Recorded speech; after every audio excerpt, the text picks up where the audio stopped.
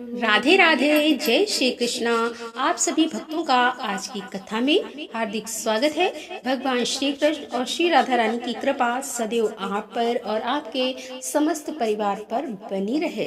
दोस्तों, आज आप सुनेंगे मार्गशीर्ष मास की कथा का 18वां अध्याय और आज आप सुनेंगे पुंडर और अम्बरीश की कथा। जैसे कि 16वें अध्याय में आपने सुना था कि पुंडर और अम्बरीश दोनों एक विद्वान ब्राह्मण के कहने पर अपने द्वारा किए हुए समस्त पापों का उद्धार के लिए भगवान जगन्नाथ की पुरी पुरुषोत्तम क्षेत्र में जाते हैं। इसके बाद क्या होता है, किस प्रकार से वे भगवान की स्तुति करते हैं और क्या भगवान उनसे प्रसन्न होते हैं, यह सारा वृतांत आप आज की कथा में सुनेंगे। और जैसे कि जो भक्त पहली बार इस कथा को सुन रहे हैं, इससे पहले वाली कथा अगर आपने नहीं सुनी है, प्लेलिस्ट बनी हुई है मार्गशीर्ष मास की कथा की। इस वीडियो को देखने के बाद आप इससे पहले की कथाएं भी सुन सकते हैं। जमनी जी कहते हैं कि उन दोनों के मन में निर्वेद अर्थात खेद एवं वैराग्य का उदय हुआ था। वे कुसंग छोड़कर मन ही मन भगवान विष्णु का ध्यान करते हुए तथा शुद्ध आहार और व्रत का पालन करते हुए कुछ समय में भगवान पुरुषोत्तम नीलाचल निवास पर पहुँचे। वहाँ पर तीर्थराज के जल में विधि पूर्वक स्नान करके वे मंदिर के दरवाजे पर खड़े हो गए और साष्टांग प्रणाम करके भगवान का निरीक्षण करने लगे। परंतु उस समय उन्हें भगवत विग्रह का दर्शन नहीं हुआ। तब चिंता से व्याकुल होकर उन्होंने भगवान का दर्शन जब तक ना हो जाए तब तक के लिए अनशन आरंभ किया और भगवान के पाप नाशक नामों का कीर्तन करने लगे। तब तीसरी रात में उन्हें एक ज्योति का दर्शन हुआ। तत्पश्चात वे पुनः 3 दिनों तक धैर्य पूर्वक उपवास करते रहे। इस प्रकार जब 7वीं रात्रि आई तब उन्हें भगवान स्वरूप का दर्शन हुआ। उनके भीतर दिव्य ज्ञान प्रकट हुआ और वे पाप से छूटकर साक्षात भगवान जगन्नाथ का दर्शन करने लगे। भगवान के हाथों में शंख, चक्र और गदा विराजमान थे। विध व्यवस्था भूषण से विभूषित थे। उन्होंने अपने चरण कमलों को रत्नमय पादुका के ऊपर रखा था। खिले हुए कमल के समान विशाल नेत्र शोभा पा रहे थे। मुख पर प्रसन्नता छाई हुई थी। बाईं ओर से श्री लक्ष्मी जी विराजमान थी। आगे खड़े होकर भगवान स्वरूप का ध्यान करने वाले प्रहलाद आदि वैष्णव को, जो कि भगवान का चित्त अपनी ओर आकृष्ट कर रहे थे, भगवान श्री हरि मानो अपने श्री विग्रह के धारण कर रहे थे।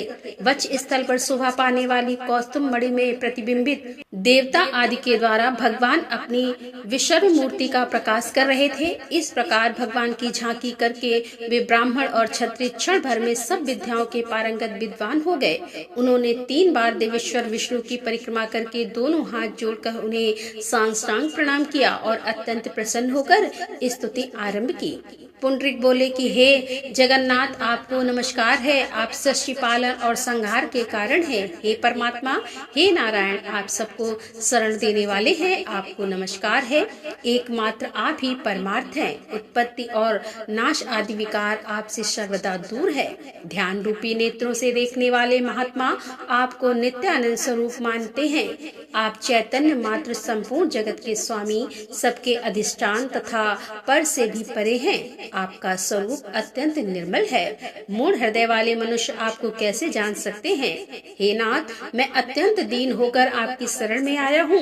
मुझ पर दया कीजिए। मैं अज्ञानी, पापाचारी तथा संसार समुद्र में डूबा हुआ, मेरा उद्धार कीजिए। ब्रह्मांड में आपके समान दूसरा कौन बंधु है जो अपने स्वार्थ की अपेक्षा न रखकर दिनों और अनाथ पर दया करता हो, जो मूढ़ योग और क्षेम की इच्छा रखकर अनायास ही मोक्ष प्रदान करने वाले आपकी उपासना करते हैं। वे आपकी माया से मोहित हैं। हे जगन्नाथ, अकस्मात लिया हुआ आपका नारायण नाम अर्थ, धर्म, काम और मोक्ष चारों पुरुषार्थ की सिद्धि अकेले ही कर देता है। हे नाथ, संसार सागर में डूबे हुए लोगों के लिए एकमात्र आप ही शरण हैं। आप अनन्य भक्ति से चिंतन करने पर ज्ञान रूपी नौका पर आरूढ़ होकर करुणा की पतवार हाथ में लेकर अचेतन प्राणी को संसार समुद्र के दूसरे पार पहुंचाने में अकेले ही समर्थ हैं। हे भगवान, मुझे अपने चरण कमलों के प्रति दृढ़ भक्ति प्रदान कीजिए, जिससे मैं इस अत्यंत दुस्ता भयंकर संसार समुद्र के पार हो जाऊं। धर्म, अर्थ और काम स्त्री वर्ग का सेवन केवल मंद बुद्धि पुरुष ही करते हैं। यह तीनों बहुत क्षुद्र हैं और अहित एवं अल्प सुख प्रदान करने वाले हैं। अतः इनमें से मेरा कोई प्रयोजन नहीं है। मुझे तो आप अब अपने युगल चरणों बंदों के चिंतन से बड़े हुए धनीभूत आनंद के समुद्र में अवगाहन करने की आज्ञा दीजिए। इस प्रकार स्तुति करके ब्राह्मण पुंडरीक अष्टु गदगद वाणी से त्राहि कृष्ण की पुकार करते हुए भगवान जगन्नाथ के चरण कमलों में गिर पड़े। तत्पश्चात क्षत्रिय कुमार अम्बरीश ने उठकर हाथ जोड़े हुए इस प्रकार स्तवन किया। अम्बरीश बोला, हे देव, मुझ पर प्रसन्न होइए। आपके मस्तक और भुजाएं असंख्य हैं, नासिका, नेत्र और हाथ पैरों की कोई संख्या नहीं है। आपको नमस्कार है। हे विश्वमूर्ते, आप 36 तत्वों से परे हैं और प्रपंच से रहित होते हुए भी इसके विस्तार में सहायक हैं। जरायुज, अंडज, स्वदेश और उद, इन 4 प्रकार के प्राणियों से भरे हुए जगत के आप ही आश्रय हैं। आपको नमस्कार है। जिनके चरणों से प्रकट हुई गंगा तीनों लोकों को पवित्र करती है, जिनका नाम ब्रह्म हत्या आदि पापों की निश्चित शुद्धि करने वाला है तथा कीर्तन करने पर सबको कल्याण प्रदान करता है, उन कल्याण स्वरूप आप परमात्मा को नमस्कार है। हे देव, केवल आपके नाम कीर्तन मार्ग से भी सभी प्रकार की सिद्धियां प्राप्त हो जाती हैं। बुद्धिशाली विद्वान पुरुष कौतूहल पूर्वक आपकी खोज करते हैं। हे नाथ, आपके चरण कमलों के जल अर्थात चरणोदक का आश्रय लेने पर वह संताप को हर लेता है। मैं तीनों ताप से पीड़ित हूँ। अपने इन युगल चरणों में मेरी भक्ति को दृढ़ कर दीजिए। मेरा दूसरा कोई स्वामी नहीं है तथा मेरे मांगने योग्य दूसरी कोई वस्तु ही नहीं है। हे जगन्नाथ, मैं आपके चरणों में सहस्त्र बार प्रणाम करके यह याचना करता हूँ कि जब तक मैं प्राण धारण करूं तब तक आपके इन युगल चरण कमलों में मेरी दृढ़ भक्ति बनी रहे। आपके यह चरण ही समस्त पुरुषार्थ के बीच इन चरणों की भक्ति करके ब्रह्मा जी ने यह सृष्टि की है। रुद्रदेव सबका संहार करते हैं तथा लक्ष्मी जी सबको ऐश्वर्य प्रदान करती हैं। दिनों पर दया करने वाले प्रभु, मैं अनन्य चित्त होकर आपके उन्हीं चरणों की भक्ति मांगता हूँ। अनादि अविद्या के इस दस्तर एवं सुदृढ़ पंख में डूबकर मैं कोई आश्रय न मिलने के कारण नष्ट हो रहा हूँ। हे जगन्नाथ, इससे मेरा उद्धार करने के लिए आपकी महामहिमा में भक्ति से सिवा दूसरा कोई आश्रय नहीं है। आपकी भक्ति को छोड़कर कोई भी साधना प्राणियों का उद्धार करने में समर्थ नहीं है। हे स्वामिन, आपके अतिरिक्त दूसरा कोई मुझे शरण देने वाला नहीं है। हे प्रभु, मुझे शरणागत कर कृपा कीजिए। इस प्रकार स्तुति करते हुए अम्बरीश भगवान जगन्नाथ के चरण कमलों के समीप, हे प्रभु प्रसन्न होइए, ऐसा बार बार कहकर दंड की भांति गिर पड़ा। तदंतर पुंडरीक और अम्बरीश ने जब पुनः नेत्र खोले तब चर्म चक्षु से दिव्य सिंहासन पर विराजमान नील मेघ के समान श्याम सुंदर भगवान पुरुषोत्तम को देखा। उनके नेत्र खिले हुए कमल के समान विशाल थे, अधर लाल और नासिका मनोहर थी, उनके कानों में दिव्य कुंडल झिलमिला रहे थे। भगवान ने अपने चारों हाथों में शंख, चक्र, गदा और पद्म धारण कर रखे थे। वे वनमाला से विभूषित थे। उनका वक्ष स्थल ऊंचा दिखाई देता था।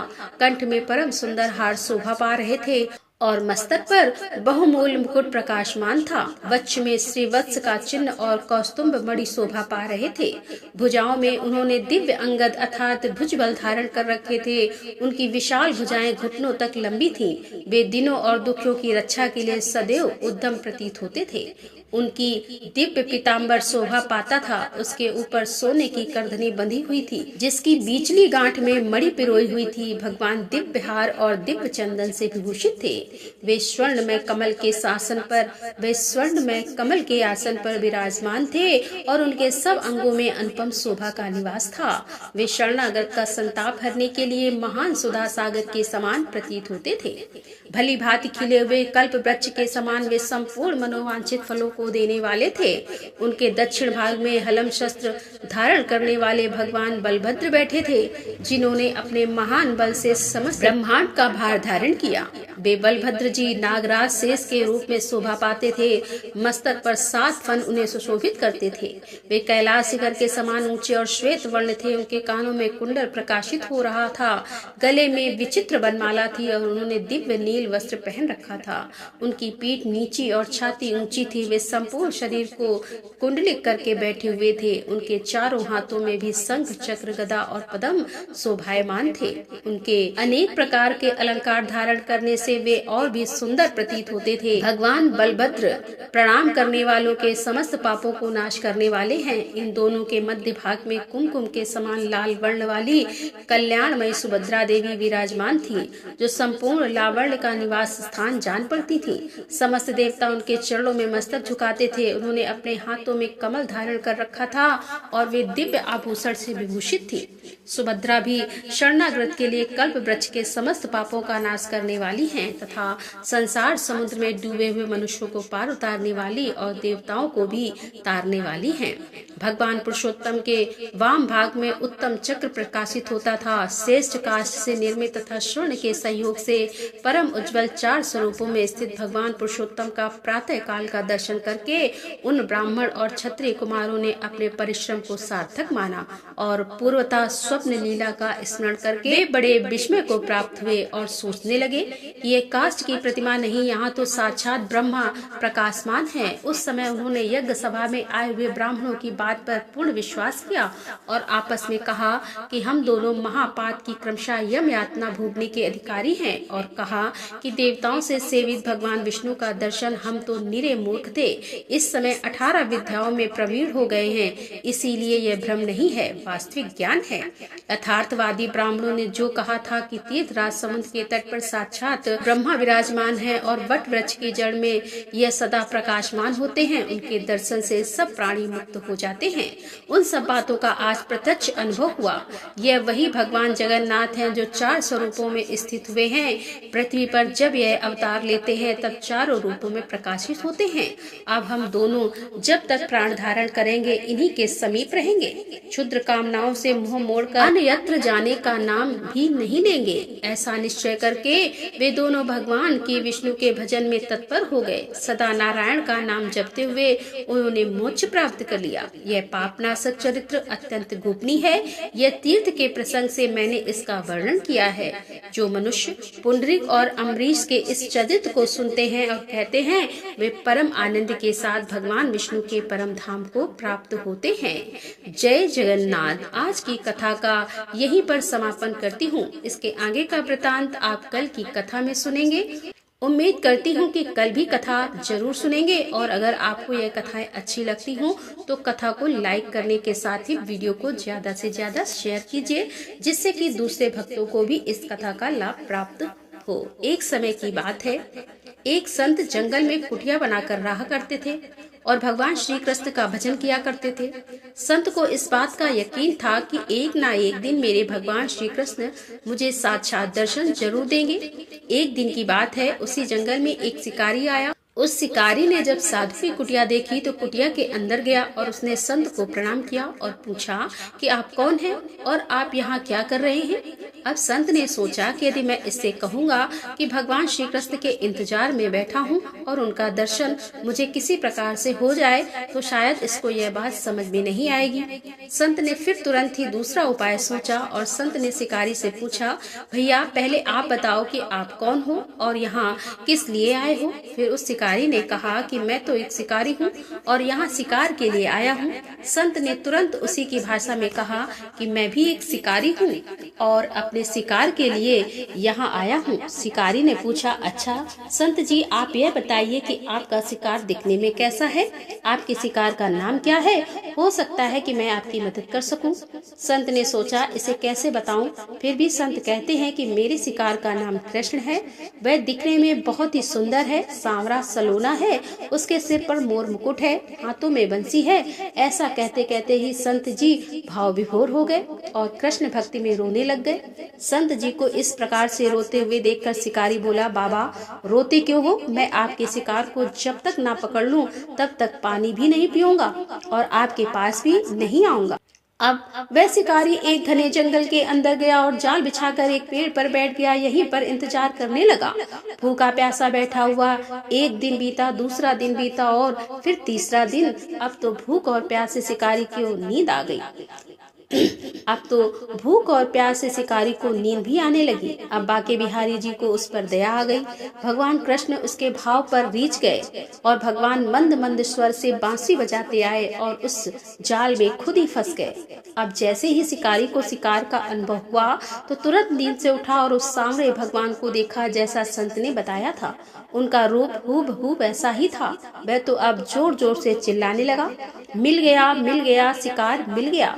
शिकारी ने उस शिकार को जाल समेत अपने कंधे पर बिठा लिया और शिकारी कहता हुआ जा रहा है, आज 3 दिन के बाद मिले हो, खूब भूखा प्यासा रखा, अब मैं भी तुम्हें छोड़ने वाला नहीं हूँ। शिकारी धीरे धीरे कुटिया की ओर बढ़ रहा था। जैसे ही संत की कुटिया आई तो शिकारी ने आवाज लगाई, बाबा बाबा। संत ने तुरंत दरवाजा खोला और संत उसकी रात के कंधे पर भगवान श्री कृष्ण को जाल में फंसा देख रहे थे। भगवान श्री कृष्ण जाल में फंसे हुए मंद मंद मुस्कुरा रहे हैं। किसान ने कहा, बाबा आपका शिकार लाया हूँ, मुश्किल से मिले हैं। संत ने देखा तो उसके होश उड़ गए।